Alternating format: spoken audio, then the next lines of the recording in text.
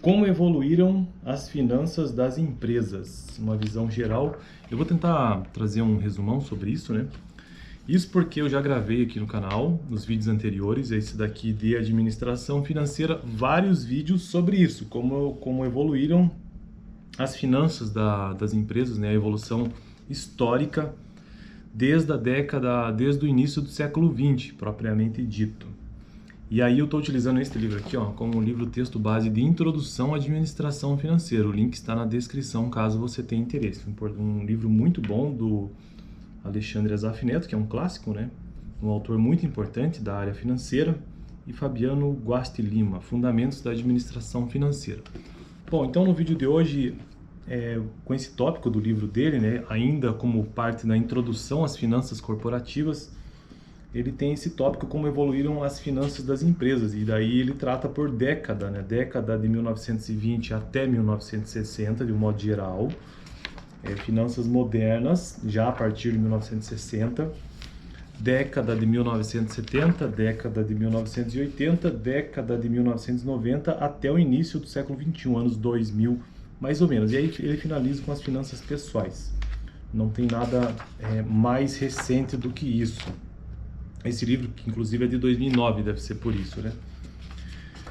Bom, é importante que eu faça aqui uma menção do primeiro vídeo que eu gravei sobre finanças corporativas, que existem três grandes segmentos nas finanças, para a gente ter uma noção. Então, finanças, ela é subdividida entre mercado financeiro, finanças corporativas ou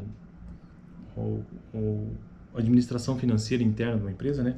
Então, mercado financeiro, finanças corporativas e finanças pessoais. São esses três grandes segmentos aí, então, das finanças, as três áreas de conhecimento: mercado financeiro, finanças corporativas e finanças pessoais. Lembrando que meu foco aqui no canal tem sido, pelo menos por enquanto, nos últimos vídeos aí, finanças corporativas, mas o livro ele trata de fundamentos da administração financeira, o que deve abarcar muitas coisas, né? Como evoluir então as finanças das empresas? Senão esse vídeo vai ficar muito longo, eu vou tentar, olhando por cima do texto, tentar resumir. O estudo de finanças vem se ajustando aos diversos momentos da economia. Então a primeira coisa que a gente precisa entender é que toda finança ela se adequa. Toda a teoria, né, todo estudo de finanças ou as correntes que surgem se adequam aos momentos da economia. Encontra-se o maior desafio atualmente diante da evidência do fim da era industrial e surgimento de uma nova era, a era da informação, que ele trata mais adiante aqui no livro, ainda não gravei sobre isso. Bom, primeiro ponto então, década de 1920 a 1960. Principalmente a partir dos anos 20 do século XX, as finanças das empresas são motivadas a evoluir de maneira a atender à crescente complexidade assumida pelos negócios e operações de mercado. E aqui logo de início ele já informa que existem três abordagens do desenvolvimento do estudo das finanças das empresas. Eu gravei um vídeo sobre isso também. Então, a visão tradicional, né, que é aquela que tem a ênfase sobre os fatos financeiros das empresas que costumam ocorrer de tempos em tempos, não dando maior importância para os problemas administrativos internos, rotineiros. Então, tende a ver a empresa ou a parte financeira, né, como aqueles assuntos externos, do tipo formas de financiamento, capitalização, comportamento da concorrência, entre outros. A segunda abordagem é administrativa, e ela é o contrário dessa, ela foca a questão interna, né? A administração financeira interna das empresas, por exemplo, estudo de orçamento, previsão de vendas, controles, coisas desse tipo. E por fim, uma outra perspectiva, deixa eu ver qual que é a terceira que ele coloca aqui. Uma terceira abordagem, citada por Archer e Ambrosio, ênfase à teoria econômica das finanças das empresas. O comportamento das variáveis econômicas, como taxa de juros, inflação, renda nacional, crédito, entre outros. Aí já é de macroeconomia, né? Que é de fundamental importância para o estudo do funcionamento das finanças das empresas. Então é uma terceira ênfase, né? Ou uma terceira abordagem que tem uma ênfase na teoria econômica das finanças. Deixa eu ver se tem uma quarta ainda, que eu acho que eu me lembro que eu cheguei a ver sobre isso. Tá. Tem a questão da estrutura de capital, mas eu acho que isso não forma ainda uma quarta abordagem. Enfim, então começa assim, essas três visões. E aí as finanças, elas começam a partir da década de 20, principalmente, por conta do cenário norte-americano, em que as empresas estavam se tornando cada vez mais complexas, já estavam, na verdade, no mercado interno norte-americano. Então houve a necessidade, o marco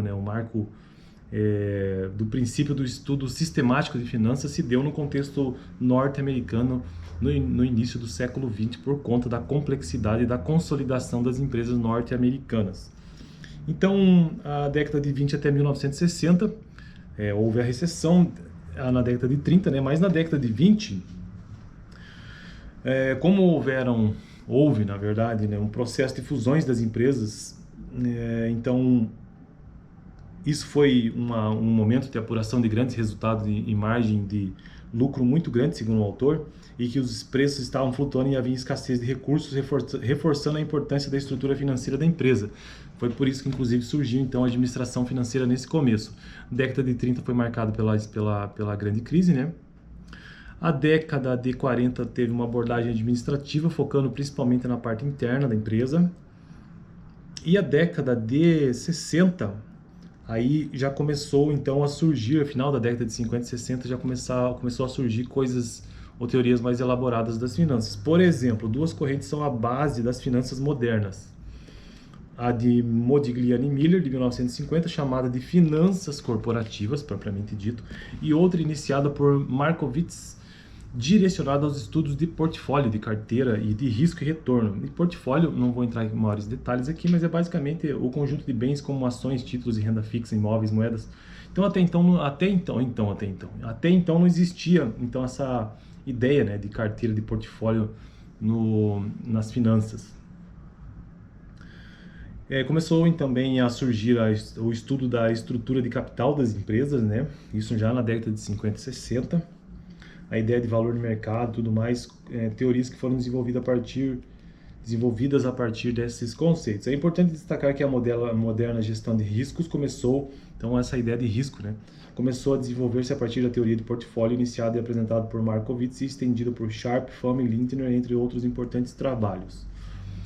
Deixa eu dar uma olhada, que mais que teve na década de 50 e 60? Deixa eu ver... A adoção, né, desse princípios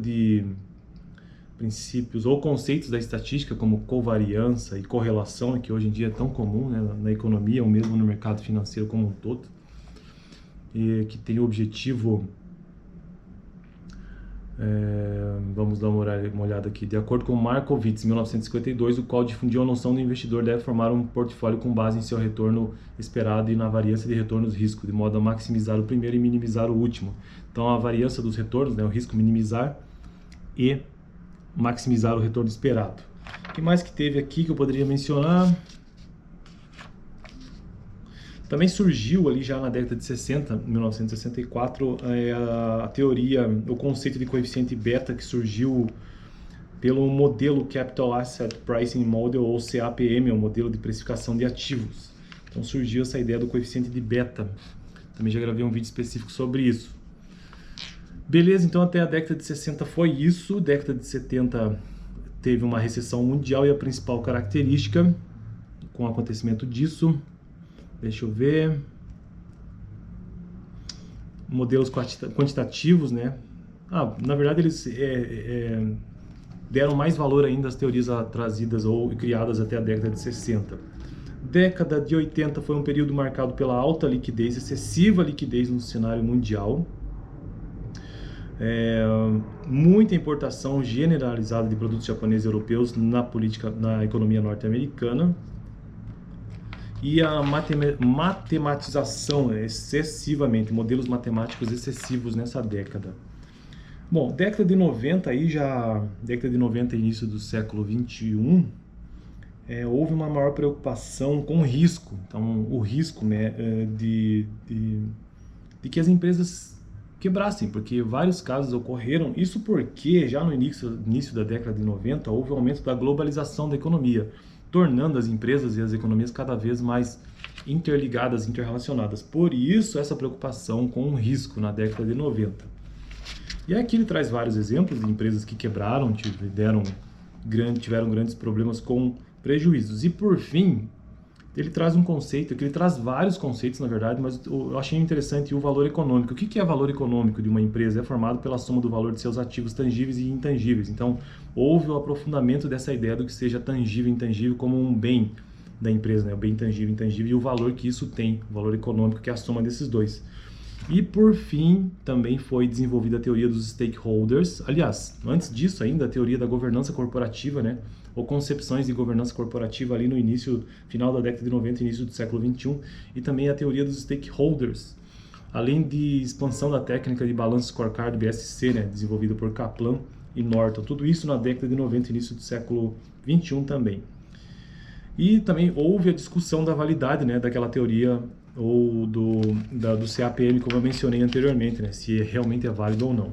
E por fim, bom, isso aqui então foi um apanhadão geral de tudo que aconteceu da década de 1900 até o início do século 21. E por fim, as finanças pessoais, né, como eu mencionei no vídeo anterior, inclusive, as finanças pessoais, que é gerir de forma eficaz os ganhos e as despesas individuais de cada pessoa, é o que se conhece atualmente por finanças pessoais. Isso não existia essa conceituação antes, isso é muito mais recente.